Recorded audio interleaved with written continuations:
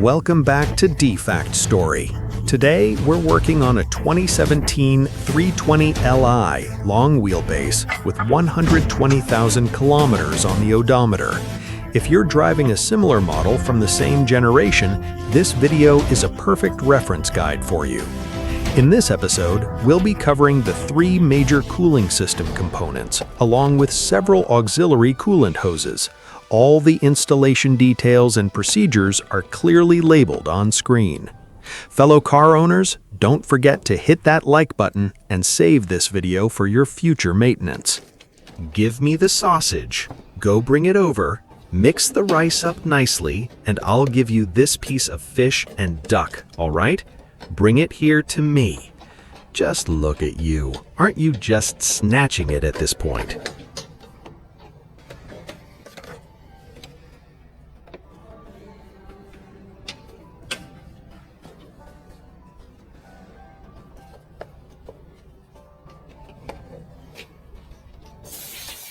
Before removing the housing, make sure to blow off all the dust on top to prevent any debris from falling into the engine. Now, this positive power cable running across the top of the BMW is really in the way. We can go ahead and disconnect it, coil it up, and tuck it right here out of the way, but you must remember to reconnect it when you're done, otherwise the car won't start.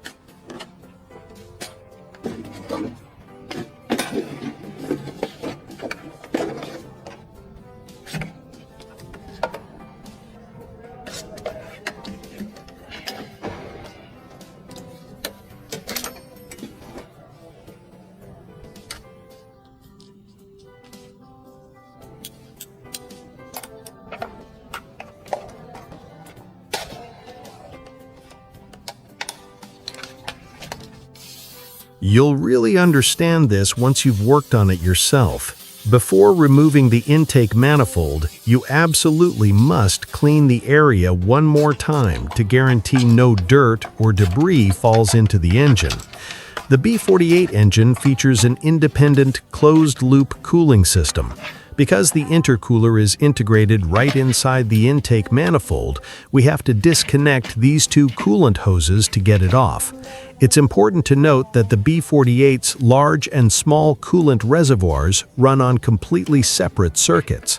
The intercooler is fed by the small reservoir, while the main engine uses the large reservoir.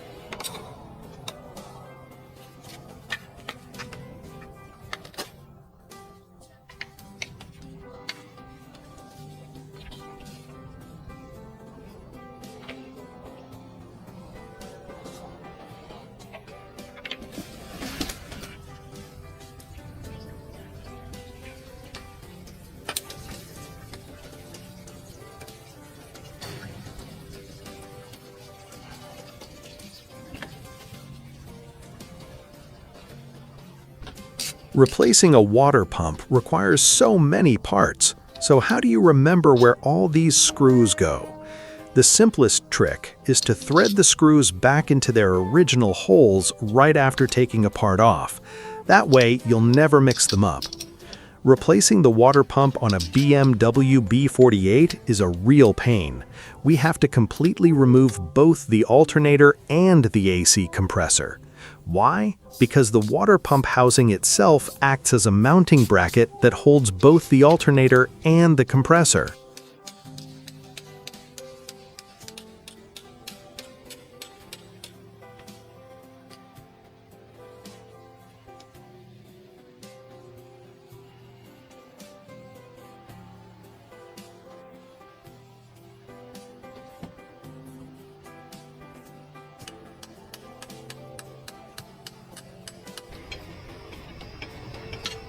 This car actually just had a fresh oil service, but as luck would have it, now we have to replace the oil filter housing base. Before we tear into it, we're going to loosen the oil filter cap first. This opens up the valve and allows the oil inside the housing to drain back down into the oil pan before disassembly. If we don't do this, all that brand new engine oil will just go to waste.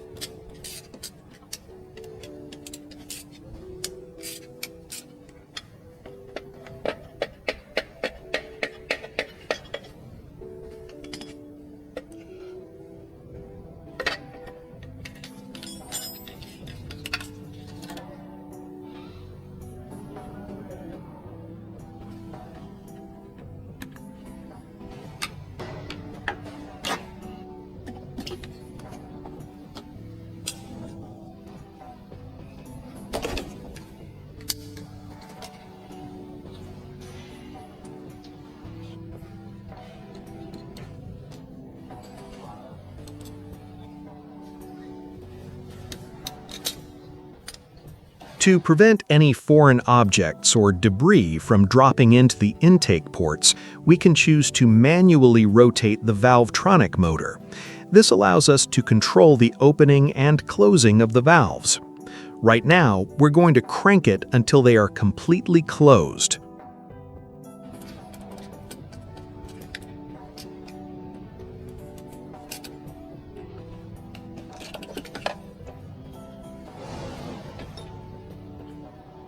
These right here are the core cooling circuits for the B48 engine.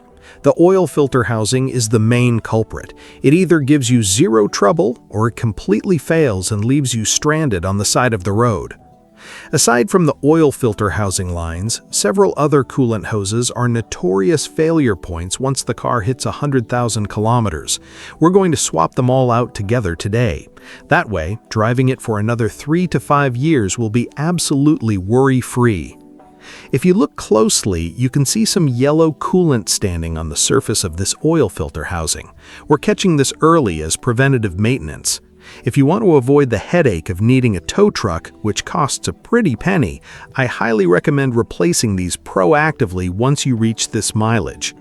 Since these high-temp, high-pressure seals are quite stiff, we'll apply a light dab of grease before assembly to make sure the O-ring doesn't get pinched or torn.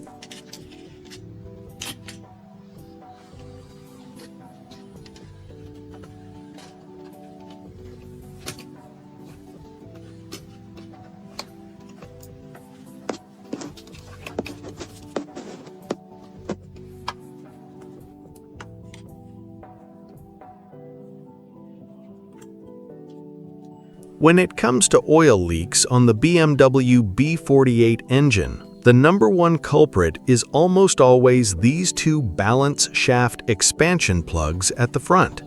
These things are practically guaranteed to leak over time.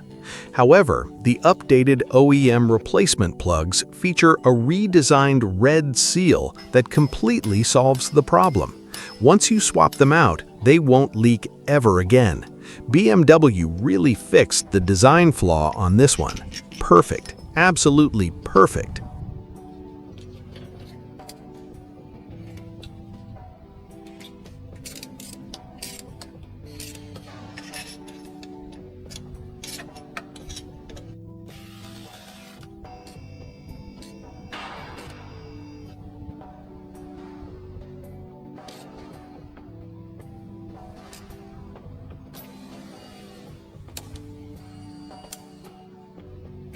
This particular coolant hose comes with a built-in design flaw. It's notorious for bursting at around just 20,000 kilometers.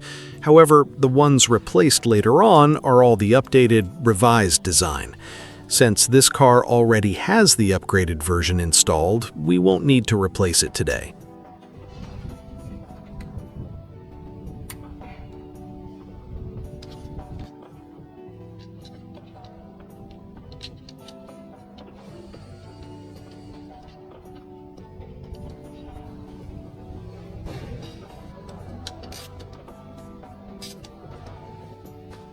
When it comes to the drive belt on this BMW, I highly recommend installing it so that the lettering faces right side up, meaning you can read the text normally from the front. This is a crucial pro tip for future maintenance. If you ever have to pull the belt off for an inspection, you won't get confused about its original direction. Reinstalling a used belt backwards can seriously compromise its lifespan.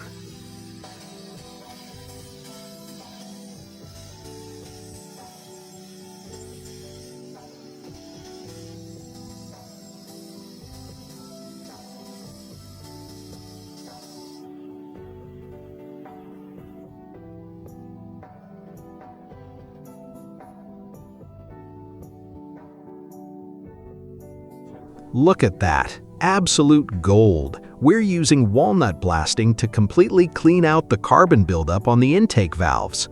This is the ultimate fix for a rough cold start idle, and it'll also help improve fuel economy. However, once you're done walnut blasting, you must meticulously clear out any leftover media from both the intake ports and the bolt holes. If walnut shell fragments get packed inside those bolt holes, the bolts won't seat properly and will get stuck. In fact, whenever cars suffer from vacuum leaks after a walnut blast, this is almost always the culprit. While we're at it, let's give the throttle body a clean. For the B48 engine, I highly recommend not removing the throttle body to clean it. It mounts directly to a composite plastic intake manifold that lacks molded metal thread inserts. If you pull it off too many times, those plastic threads will strip right out, and then you're in for a real nightmare. The best approach is simply to wipe it down with a cloth. You can see a ton of carbon buildup here, but just wiping down the critical areas gives you the exact same result as taking it completely off. Plus, drenching the throttle body with too much harsh chemical cleaner can actually damage its internal electronics. A careful wipe down works best every time.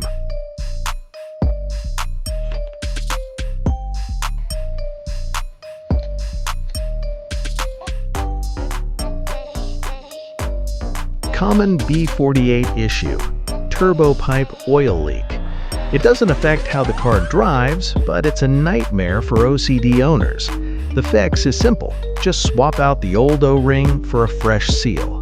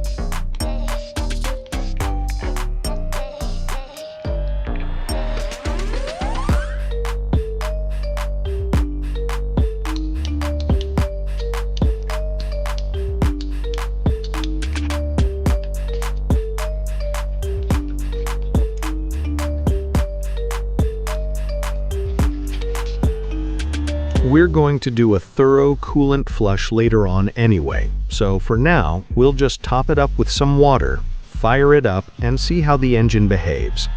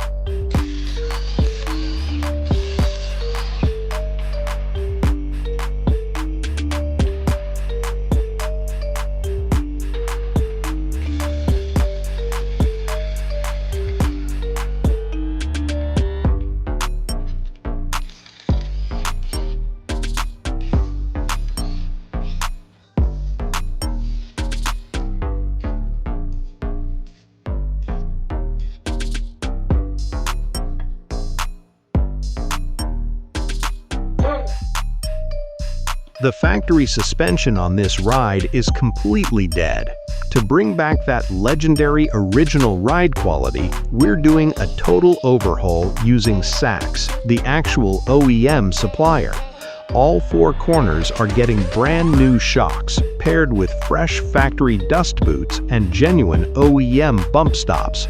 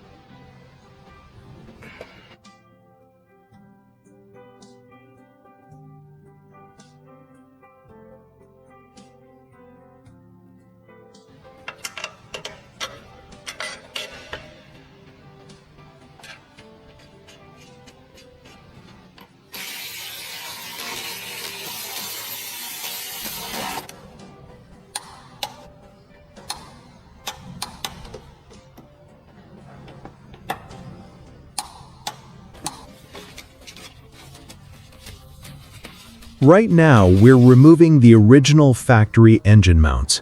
These used to be manufactured by Lemförder, but production has now shifted to Vibroacoustic, who bought out Lemförder's production line. Since they localized production, the quality hasn't been quite the same. That's why we still highly recommend going with genuine parts. There is a real difference between genuine BMW and aftermarket OEM. Both of these are genuine imported parts. Let's take a closer look. If you press down on the rubber block of this genuine mount, the factory protective wax actually squeezes out. You can pretty much treat this as a built-in authenticity marker from BMW. Also, this rubber is noticeably softer than Lemförder's version. There's definitely a clear difference here. If your budget allows, I always recommend going genuine for critical components like this.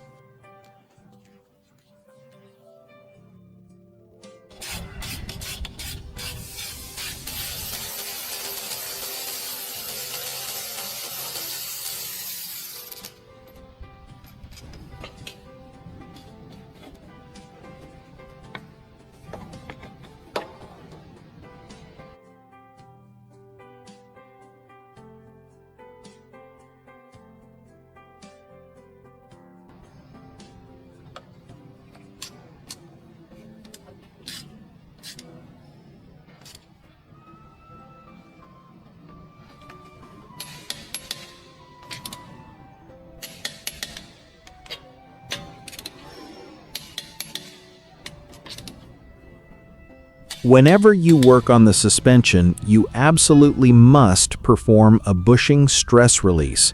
If you skip this step, the rubber bushings will be locked under constant preload and twisting stress.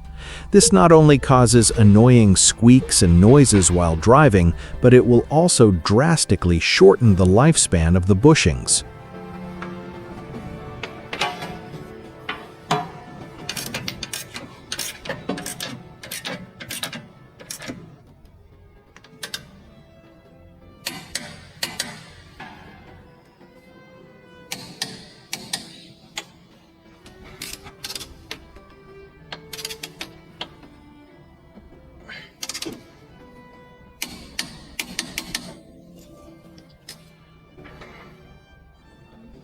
For the chassis control arms, we're using Lemförder.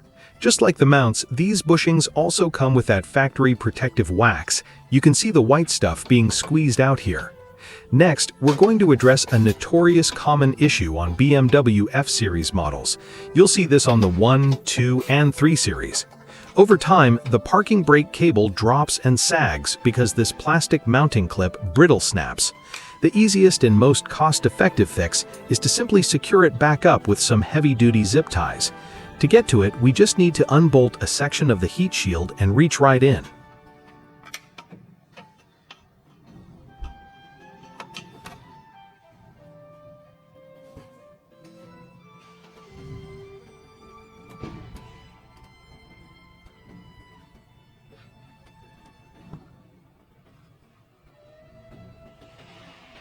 Once it's secured, just snip off the excess zip tie and we're all set. It might look a bit hacky, but hey, it gets the job done, and it'll easily last another 2 or 3 years. To replace that clip the proper way, you'd actually have to drop the entire fuel tank.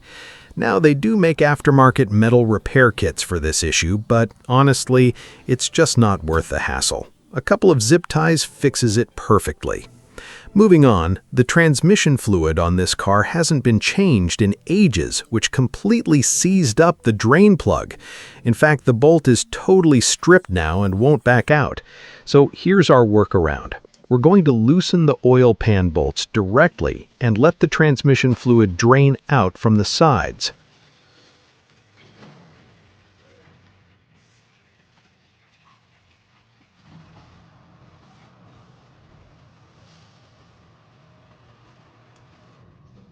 Forget the weekend anime updates. Let's talk real tech.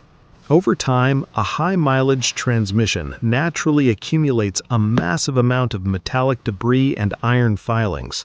That's why when a car has really high mileage, some folks actually advise against changing the fluid. The theory is that if there's too much metal debris trapped inside, flushing in brand new fluid can disrupt the internal friction balance, potentially making the transmission shift shock or jerking even worse. But everything is a double-edged sword. It could also make it shift smoother than ever. It's basically a massive gamble. Now, for the BMW ZF 8-speed 8 HP gearbox. Based on our extensive experience servicing countless units, we strongly recommend sticking with genuine factory fluid. Some of our viewers used ZF-branded fluid or other aftermarket brands only to experience noticeable shift hesitations and jerks right after the swap. With genuine fluid, we haven't run into this issue even once. Theoretically, fresh fluid should only improve performance, not ruin it. I know a lot of fans might argue in the comments saying, hey, genuine fluid is just a rebadged aftermarket bottle with a markup. But let's keep it real and fact-based here at D-FactStory. We love recommending quality aftermarket parts when they work, but some components just demand genuine spec. We didn't learn this from a textbook. We tested it unit by unit across dozens of 8 HP gearboxes. Oh, and here's an insider scoop for you guys. The OEM 8 HP transmission oil pans are currently completely back-ordered and out of stock on the market.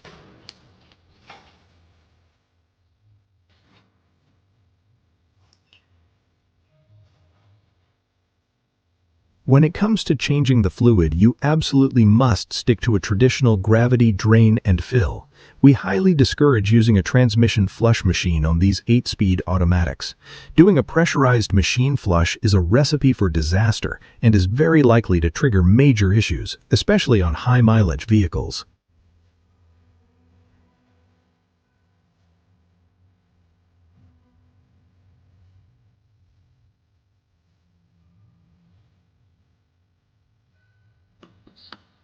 Every time you change the transmission fluid, performing a precise fluid level calibration is absolutely critical.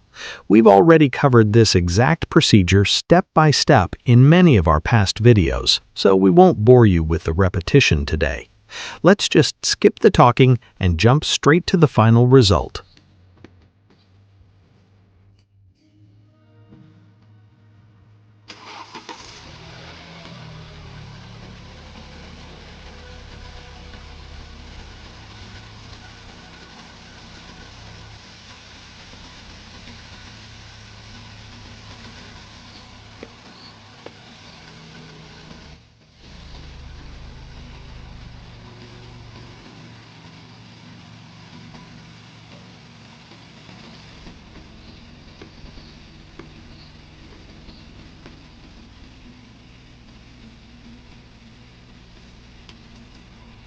All right, let's fire it up.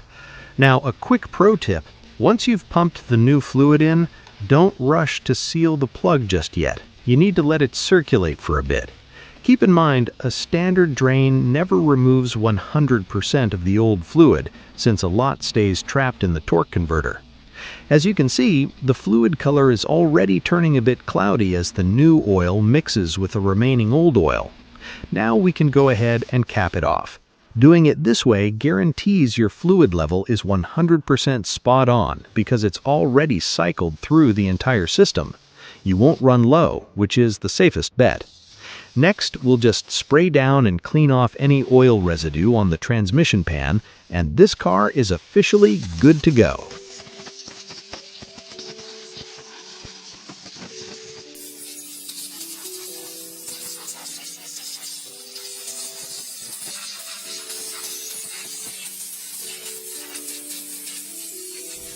Next is coolant, the second most important fluid after engine oil. Genuine coolant must be mixed 1-to-1 with water before filling. For BMW B series engines, always use a vacuum filler. We must pull a vacuum on the system first. Because B series engines have so many coolant lines, regular filling will trap air and cause overheating. Look, the hoses are being sucked flat. Both large and small tanks need vacuum filling.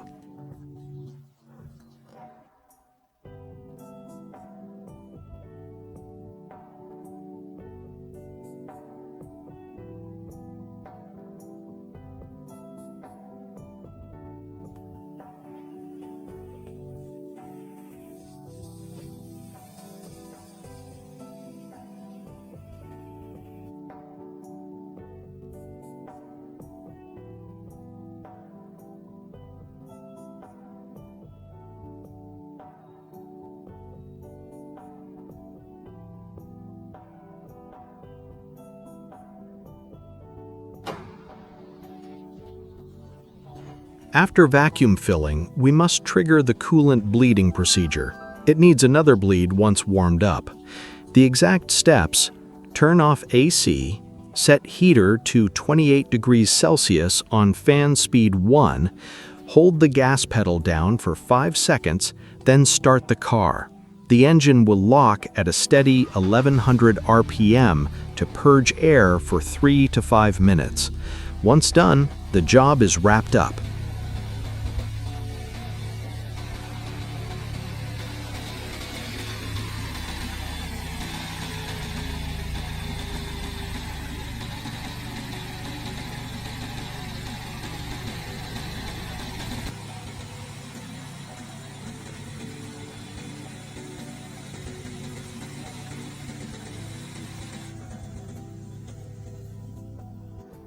Now that the main service is all wrapped up, we're going to finish with the absolute most important step: clearing out the sunroof drains. Over time, these BMW sunroof drains are notorious for clogging up. With summer bringing tons of heavy rain, if you haven't cleared your drains in a while, I highly recommend getting on it right away. To put things in perspective, we have 2 cars sitting in the shop right now with completely flooded cabins, and we're stuck drying out their carpets. Taking care of this once guarantees peace of mind for at least 3 years. The step-by-step procedure is simple. Pour a little water into the drain pocket, then take an air blow gun and gently blow it through. You have to be extremely careful with the air pressure here. If you blast it too hard, you risk blowing the drain hose right off its joint or bursting the line entirely, which is a massive nightmare to fix. You need to modulate your force and blow slowly. Keep doing it until you pour water in and hear a distinct gurgling toilet flushing sound. That's your confirmation that the sunroof drain line is 100% cleared and flowing freely.